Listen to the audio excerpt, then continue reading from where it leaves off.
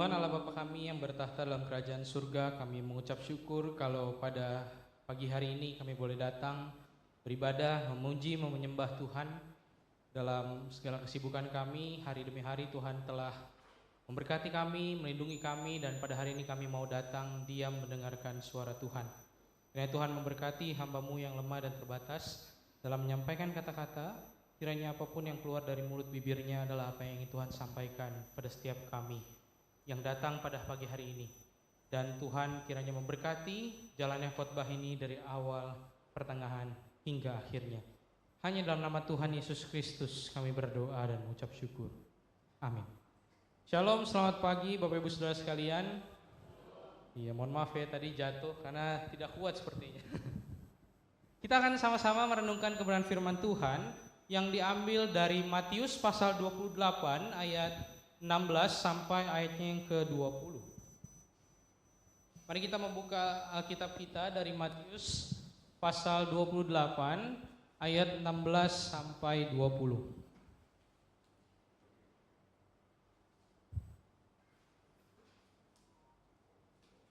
Sudah ketemu Bapak Ibu Saudara sekalian? Sudah ya? Kita akan membacanya secara bergantian. Ayat 16 saya, 17 Bapak Ibu Saudara sekalian, dan kemudian ayat 19 dan 20 kita membacanya secara bersama-sama.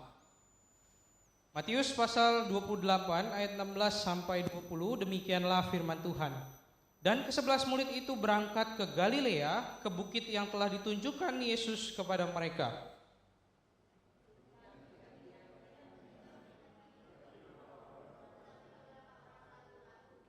Yesus mendekati mereka dan berkata, "Kepadaku telah diberikan segala kuasa di sorga dan di bumi." Bersama-sama 1, 2, 3.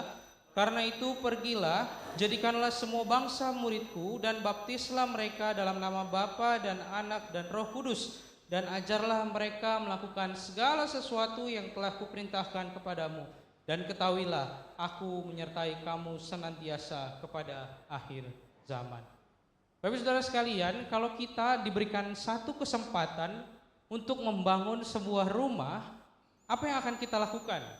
Tentu kita akan mempersiapkan desain rumahnya yang menarik. Kita akan memilih material yang baik untuk membangun sebuah rumah yang akan kita bangun gitu. Kita mungkin akan memikirkan ada satu spot yang kita suka, misalnya dapur yang bagus. Kita mungkin akan memikirkan, oh ada tempat bermain untuk anak-anak kita nanti di depan, begitu ya, ke depan yang baik.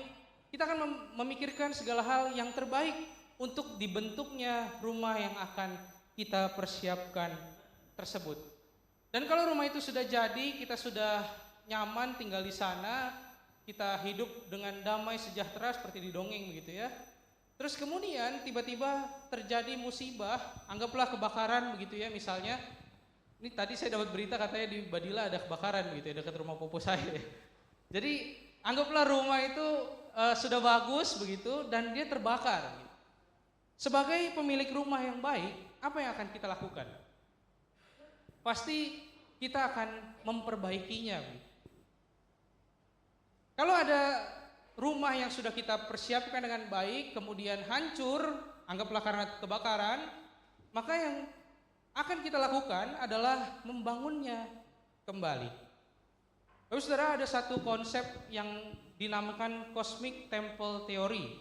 Mungkin kalau Bapak Saudara belum pernah dengar, kita akan mempelajarinya pada pagi hari ini sedikit begitu ya. Jadi teori ini berbicara tentang bahwa ketika Alkitab mencatat Allah menciptakan dunia dan segala isinya, Allah itu seperti sedang menciptakan atau membangun rumahnya atau tempelnya atau baitnya. Di dalam kitab Kejadian, Alkitab mencatat bahwa Allah menciptakan dunia dan segala isinya, manusia, tumbuhan, hewan, dan Allah tinggal bersama-sama dengan ciptaannya. Ini kan konsep tentang temple atau bait itu ya, sebuah tempat di mana Allah tinggal di dalamnya.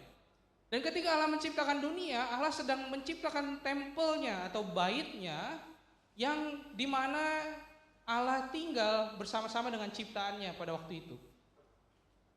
Tetapi Alkitab juga mencatat bahwa tempelnya atau rumahnya itu hancur karena yang disebut dosa. Ketika manusia jatuh dalam dosa, seluruh ciptaan dicatat oleh Alkitab mengalami efek dari kejatuhan dosa itu. Rumah Allah rusak, atau ya boleh kita katakan terbakar, hangus, rusak karena dosa. Nah, sebagai pemilik rumah atau sebagai pemilik tempel yang baik, tentu ketika Allah melihat hancurnya dunia, dia berniat untuk membangunnya kembali. Tapi ada satu hal penting yang perlu dilakukan sebelum terjadinya pembangunan kembali. Kalau misalnya dalam contoh tadi rumah itu terbakar, kita tidak bisa membangun rumah tersebut kalau kondisi rumahnya masih terbakar gitu. Itu sia-sia gitu ya. Maka dari itu yang perlu dilakukan pertama kali adalah Allah harus membereskan masalah utamanya. Kalau rumah kebakaran dan api yang menyebabkan rumah itu hancur, maka yang harus dilakukan adalah memadamkan apinya. Tetapi kalau kita melihat dari cosmic temple theory ini, bahwa yang menyebabkan dunia atau tempat Allah berdiam itu rusak adalah dosa, maka yang harus Allah lakukan dan harus Allah bereskan pertama kali yaitu adalah dosa. Mungkin ada beberapa dari antara kita yang bertanya bagaimana caranya Allah membereskan masalah dosa ini. Atau mungkin ada beberapa dari antara kita yang sudah tahu bagaimana cara Allah membereskan masalah dosa ini. Jawabannya tentu ketika Tuhan Yesus datang berinkarnasi, mengambil rupa seorang manusia, mati di atas kayu salib, masalah dosa ini sudah selesai. Penyebab hancurnya dunia atau tempel tempat tinggalnya Allah di dunia ini sudah dibereskan ketika Tuhan Yesus mati dan bangkit dari kubur. Masalah yang ini sudah selesai. Nah, karena itu ketika kita membaca di dalam Matius pasal 28 ayat 19 sampai 20, kita akan menemukan bahwa ini adalah transisi setelah masalah utamanya itu sudah selesai di atas kayu salib. Kalau kita mundur ke belakang, kita akan menemukan bahwa ada kisah Yesus ditangkap, Yesus disalib, Yesus bangkit, Yesus menampakkan diri ke banyak orang, dan lain-lain sebagainya.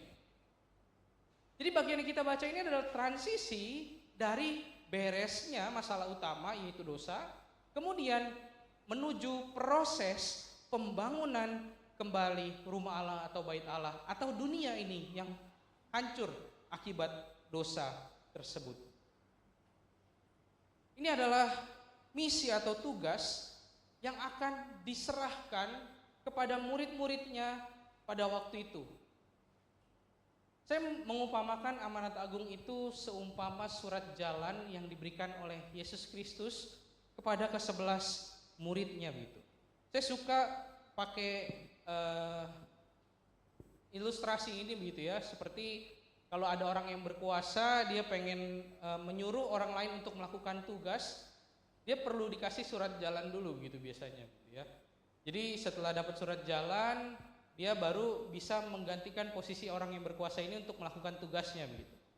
Nah, ini yang terjadi dengan amanat agung. Ini adalah transisi di mana Yesus sudah membereskan masalah utama dosa, kemudian Yesus memberikan surat jalannya kepada ke-11 muridnya, dan inilah yang akan dilanjutkan oleh ke-11 muridnya pada waktu itu. Tetapi ketika berbicara tentang bermisi, memberitakan Injil atau perintah atau surat jalan untuk memberitakan Injil ini, kita tidak bisa lepas kaitannya dengan yang namanya gereja, Bapak Ibu Saudara sekalian. Gereja adalah kumpulan orang percaya. Gereja adalah tempat di mana murid-murid Kristus, orang-orang percaya berkumpul. Gereja adalah tempat di mana orang-orang yang mendapatkan surat ini juga berkumpul di dalamnya. Karena itu untuk melakukan sebuah perintah yang ditugaskan kepada murid Kristus, termasuk kita begitu ya, karena kita orang-orang percaya itu seringkali juga disebut sebagai murid-murid Kristus, kita perlu paham beberapa hal, terutama memahami isi surat jalan itu gitu ya, supaya kita tahu apa sih yang harus kita lakukan, apa sih yang dimandatkan oleh Tuhan Yesus Kristus sebagai sang pemberi surat itu atau pemberi delegasi itu. Yang pertama, sebelum kita masuk lebih jauh, saya mau mengajak kita melihat beberapa catatan kecil yang cukup penting yang dicatat oleh Matius secara khusus di ayat yang ke-28 yang di pasal yang ke-28 ayat yang ke-16 dikatakan, dan ke-11 murid itu berangkat ke Galilea, ke bukit yang telah ditunjukkan Tuhan Yesus Kristus kepada mereka. Saudara, dari catatan ini kita bisa melihat bahwa ada satu langkah yang diambil oleh Tuhan Yesus Kristus untuk mengumpulkan kembali murid-muridnya. Kita kalau baca beberapa pasal sebelumnya, ketika Tuhan Yesus ditangkap, murid-muridnya pada kabur. Murid-muridnya pergi pada ketakutan begitu ya. Dan titik ini menjadi titik balik di mana Yesus mengumpulkan kembali murid-muridnya. Dan bahkan ada satu catatan yang saya bold di situ ya, yang telah ditunjukkan Yesus kepada mereka.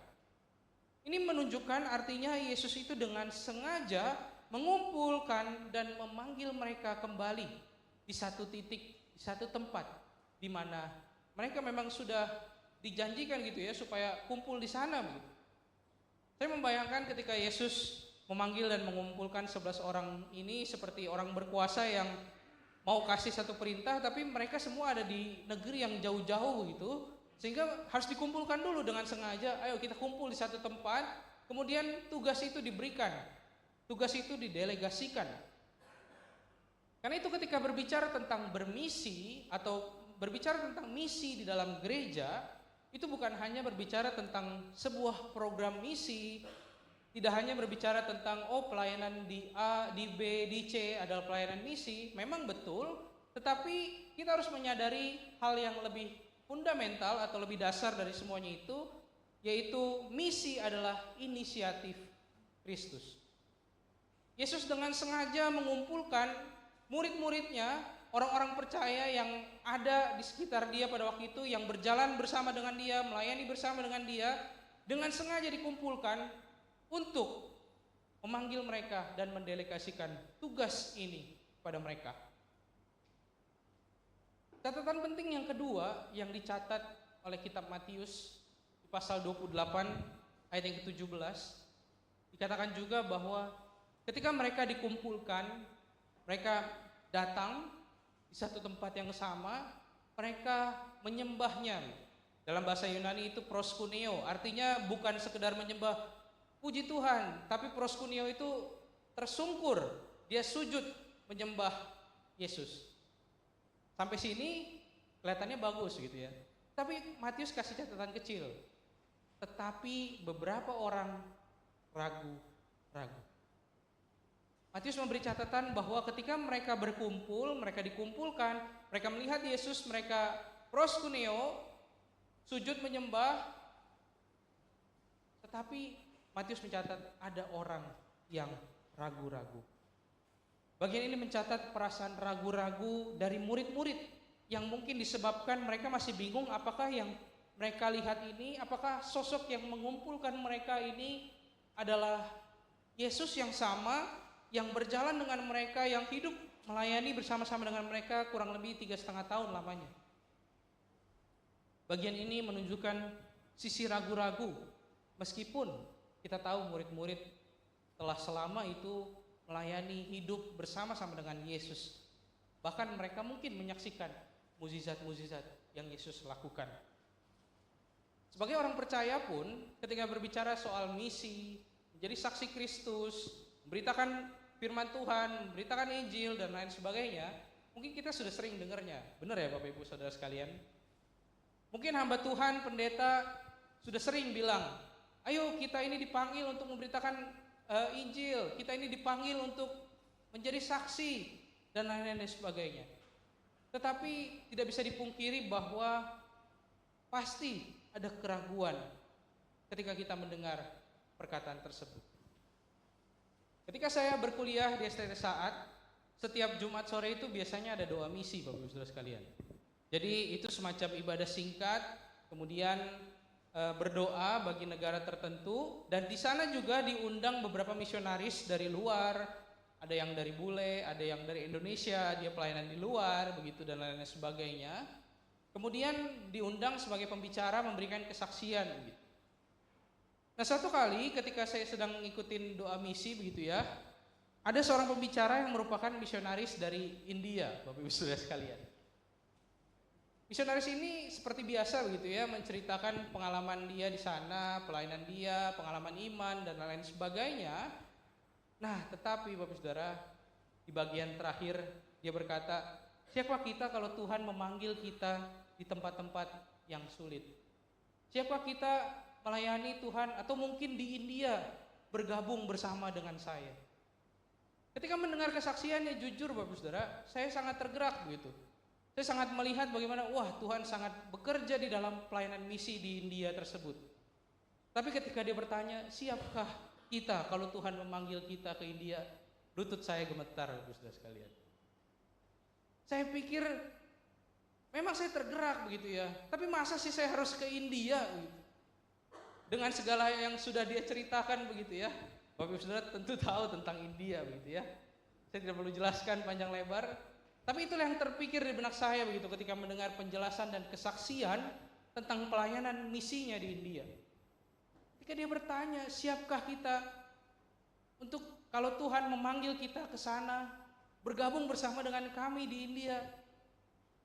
Saya yang tergerak seketika lemas begitu ya. Saya jadi berpikir, apakah saya memang benar-benar terpanggil, memang benar-benar terbeban, tapi apakah saya benar-benar harus ke India pada waktu itu? Seringkali ketika berbicara tentang memberitakan Injil, bermisi, kita tuh biasanya keburu takut duluan Bapak Ibu Saudara sekalian. Kita keburu gentar duluan. Kita biasanya keburu takut karena kita tidak tahu apa yang harus kita lakukan. Seakan-akan kita lupa bahwa yang mengutus kita, seakan kita lupa bahwa otoritas Yesus sebagai orang yang mengutus kita adalah Tuhan yang berkuasa atas surga dan bumi. Ketika Yesus melihat ada beberapa orang yang waktu itu murid-muridnya itu ragu, Yesus dicatat mendekati mereka dan berkata, "Kepadaku telah diberikan segala kuasa di sorga dan di bumi." Ketika Yesus melihat 11 muridnya tersungkur memuji dia, tapi Yesus tahu ada beberapa di antara mereka yang ragu-ragu.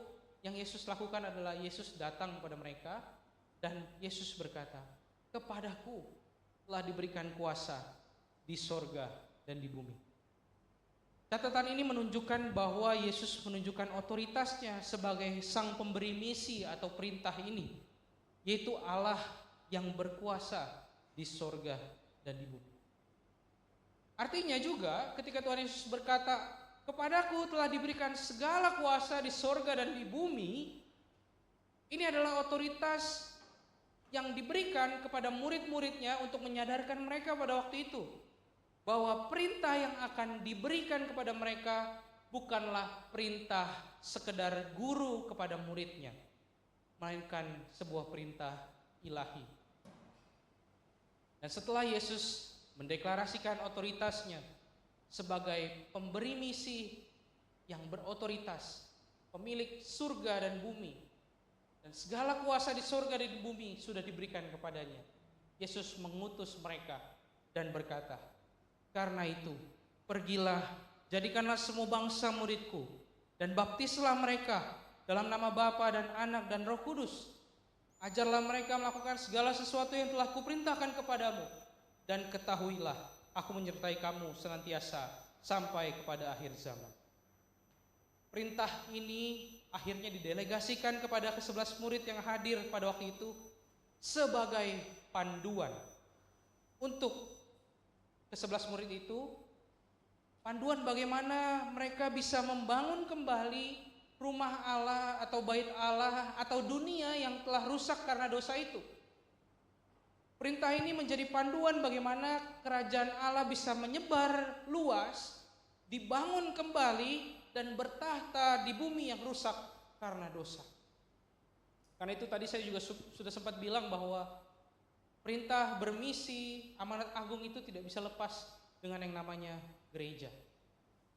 Perintah yang Yesus berikan kepada 11 murid ini terdiri dari 3 poin. Apa saja itu Bapak Ibu Saudara sekalian? Yang pertama, pergilah, Bukan.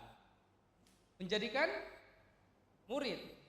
Yang kedua, baptislah mereka dalam nama Bapa, Anak, dan Roh Kudus. Dan yang ketiga, ajarlah mereka seperti apa yang sudah aku lakukan dan ajarkan kepadamu.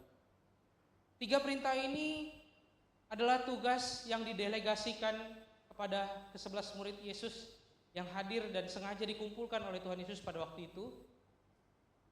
Tetapi perintah ini bukan hanya berhenti sampai, oh ini perintahnya ke-11 rasul itu, ke-11 murid itu. Tidak demikian Bapak Saudara sekalian. Ini juga menjadi tugas kita sebagai gereja, sebagai kumpulan orang percaya, sebagai kumpulan murid-murid Kristus. Ini adalah tugas kita bersama. Kita orang-orang percaya seringkali disebut sebagai murid Kristus. Karena itu sebagai murid Kristus, perintah ini juga adalah perintah bagi setiap kita orang percaya, yaitu memuridkan, membaptis, dan mengajar tentang firman Tuhan. Karena itu ketika kita berbicara tentang gereja, Bapak Ibu Saudara sekalian, gereja itu bukan hanya berbicara tentang oh hari Minggu orang Kristen berkumpul, oh hari Minggu orang Kristen nyanyi-nyanyi, oh hari Minggu setelah ibadah orang Kristen kumpul-kumpul, main biliar kalau anak-anak youth di sini begitu ya, atau bakar-bakar seperti tadi malam. Untung bukan pastori saya yang dibakar ya. Bukan hanya berbicara tentang itu. Gereja itu bukan berbicara tentang kebersamaan, persekutuan, perkumpulan, nyanyi-nyanyi. Ada satu aspek penting yang tidak bisa dilupakan sebagai tugas utama gereja, yaitu melakukan perintah ini, memuridkan, membaptis, dan mengajarkan. Dalam salah satu mata kuliah tentang perkembangan gereja di kampus yang saya dapat, ada satu pembahasan tentang bagaimana ciri-ciri gereja yang sehat dan berkembang. Bapak Saudara tahu apa jawabannya? Ciri-ciri gereja yang sehat dan berkembang adalah gereja yang bermisi. Ciri-ciri gereja yang sehat dan berkembang adalah gereja yang bermisi dan melakukan ketiga perintah amanat agung ini. Memuridkan, membaptis, dan mengajar. Karena itu ketika sebuah gereja hanya fokus pada kumpul-kumpul, nyanyi-nyanyi, pamer berkat, apapun itu fokusnya selain melakukan amanat agung dan bermisi, gereja itu bukanlah sebuah gereja yang sehat dan mungkin akan lama-kelamaan mati. Kalau gereja hanya berfokus pada kegiatan kumpul-kumpul, persekutuan, seru-seruan, nyanyi-nyanyi, banyak organisasi di luar sana yang mungkin lebih baik menyediakan hal itu semua. Mungkin teman-teman nongkrong kita lebih seru nyanyi-nyanyi. Mungkin teman-teman kita yang ngajak kita main padel, ngajak-ngajak main biliar, itu mungkin lebih seru daripada komunitas di gereja begitu. Yang cuman coffee ministry di bawah duduk gitu ya misalnya. Banyak komunitas di luar sana yang menawarkan hal yang serupa dan bahkan mungkin lebih baik. Karena memang ini bukanlah ciri sebuah gereja. Yang menjadi ciri khas sebuah gereja adalah melakukan tiga misi tersebut. Memuridkan, membaptis, dan mengajar. Karena itu Bapak Saudara sekalian, ketika dalam gereja ada program, menyusun program kegiatan, pelayanan, kita sebagai orang percaya diberikan tugas untuk menyusun segala program ini untuk memperlengkapi jemaat supaya bisa melakukan tiga hal ini. Apa aja tadi? Memuridkan, membaptis, mengajar. Segala program yang dibentuk di dalam gereja, semua kegiatan pelayanan itu seharusnya memperlengkapi jemaat untuk melakukan tiga hal ini. Di dalam sebuah mata kuliah yang lain, ketika saya sedang kuliah di saat juga, saya lupa sih jujur mata kuliah apa gitu ya, mungkin Cynthia ingat kali ya. Tapi dosennya pada waktu itu adalah pendeta Jeffrey Xiao, dan pada waktu itu kami diharuskan membaca satu buku yang berjudul Program versus Jemaat. Lagi-lagi saya juga lupa bahasa Inggrisnya judulnya apa begitu. Saya ingat bahasa Indonesianya aja begitu.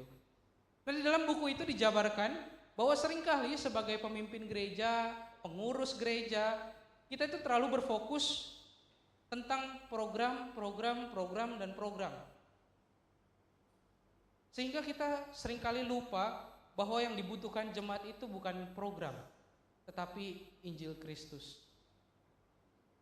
Ketika saya mendengar waktu itu sebagai mahasiswa, ya saya biasa aja Bapak Ibu Saudara sekalian. Karena saya mahasiswa begitu ya, belum dipercayakan untuk memegang sebuah komisi atau dipercayakan untuk membuat sebuah program dan lain sebagainya. Tapi ketika merenungkan kembali, ketika saya mempersiapkan bagian firman Tuhan ini, saya jadi merasa bahwa wah, ini teguran yang keras bagi saya gitu. Apakah setiap program pelayanan yang saya rencanakan dan pemimpin-pemimpin gereja lain rencanakan di tempat ini adalah program yang memperlengkapi jemaat untuk melakukan amanat agung tersebut? Atau jangan-jangan program pelayanan kegiatan yang kita buat selama ini hanya ada karena ya memang dari dulu ada, karena sudah biasa dilakukan, atau lain-lain sebagainya, tanpa ada evaluasi yang terang-terangan. Apakah program-program yang ada, apakah kegiatan-kegiatan yang ada, apakah pelayanan-pelayanan yang ada itu adalah sarana melakukan amanat agung? Tapi sebagai Bapak Ibu Saudara jemaat sekalian, ini juga adalah teguran bagi setiap kita sebagai orang percaya. Jadi ini bukan teguran hanya bagi para pemimpin gereja dan hamba Tuhan gitu ya, tapi teguran bagi setiap kita jemaat Tuhan yang adalah orang percaya. Karena ketika kita berbicara tentang amanat agung, kita tidak bisa lepas dari sebuah pemahaman bahwa gereja itu bisa ada sampai saat ini karena amanat agung. Gereja bisa ada sampai saat ini karena gereja bermisi. Karena itu ketika berbicara tentang amanat agung, ketika berbicara tentang memberitakan Injil, memuridkan, membaptis, dan mengajar, ini bukan hanya tugas hamba Tuhan, pengurus, atau majelis gereja. Tugas ini adalah tugas kita sebagai orang percaya yang dipanggil untuk memuridkan orang lain, mengajak mereka percaya sehingga mereka mau mengambil komitmen di dalam baptisan kudus dan mengajarkan mereka firman Tuhan. Ketika kita berbicara tentang saksi Kristus, kata saksi ini berarti memberikan kesaksian.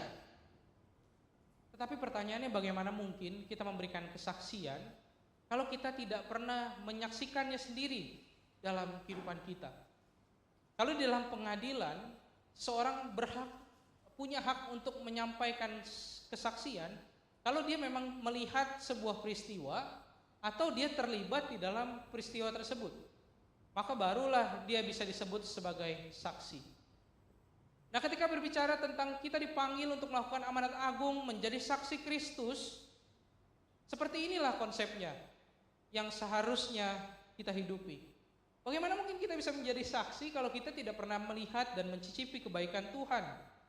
Bagaimana kita bisa menjadi saksi Kristus kalau kita sendiri tidak dimuridkan, tidak mengakui Yesus sebagai Tuhan dan Juru Selamat, tidak mau belajar firman Tuhan? Bagaimana kita bisa menjadi saksi Kristus? Karena itu Bapak Ibu Saudara sekalian, ketika berbicara menjadi saksi Kristus, harus dimulai dengan pengalaman kita mengenal dan mengalami Kristus di dalam kehidupan kita. Saya mau ingatkan juga satu hal Bapak Saudara sekalian, ketika berbicara menjadi saksi Kristus, memuridkan, membaptis dan mengajar, ini juga bukan berbicara tentang kita harus pergi ke suku pedalaman. Misi bukan hanya berbicara tentang kita diutus pergi ke satu suku pedalaman, tetapi misi berbicara ketika kita bisa menjadi saksi dimanapun kita berada. Allah menempatkan kita di rumah, di sekolah mungkin, di lingkungan kerja, dimanapun. Dan di sanalah kita dipanggil untuk menjadi saksi Kristus. Di sanalah kita dipanggil untuk menghidupi amanat agung ini.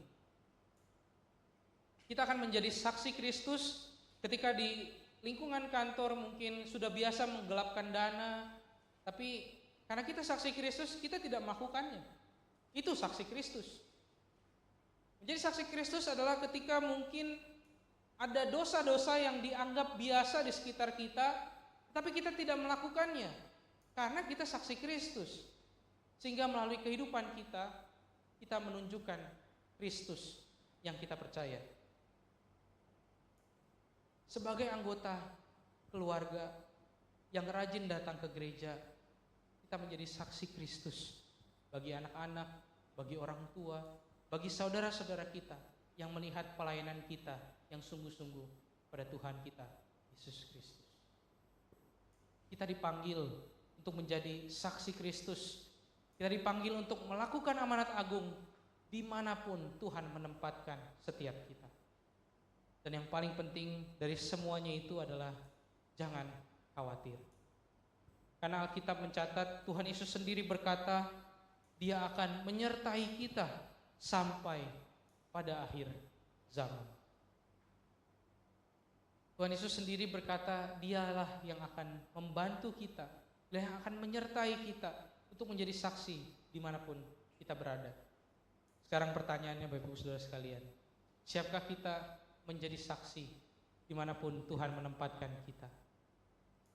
Siapkah kita menjadi saksi melakukan amanat agung dimanapun Tuhan menempatkan kita, baik di keluarga, di sekolah, di tempat kerja, dimanapun itu?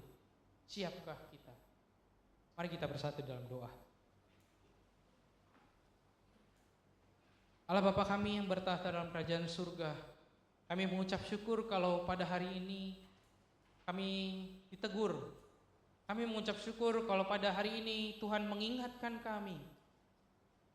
Kami mengucap syukur kalau Tuhan menyadarkan kami.